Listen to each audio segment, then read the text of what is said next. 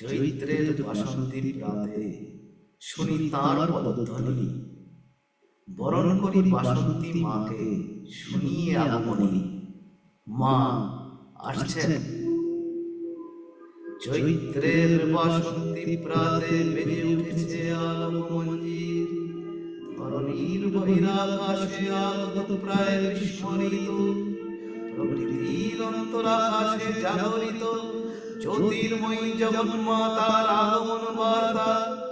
আনন্দময়ী মহামায়ার পদধ্বনি অসীম ছন্দে বেজে উঠে, রূপলোক ও রসলোকে আনে নবভাব মাধুরীর সঞ্জীবন। তাই আনন্দিতা চিন্ময়ী পরমা প্রকৃতিকে মৃন্ময়ীতে আবাহন। সেই চিৎশক্তি রূপিণী বিশ্বজননীর বাসন্তী স্মৃতিমণ্ডিতা প্রতিমা মন্দিরে মন্দিরে হতে চলেছে ধ্যান বোধিতা।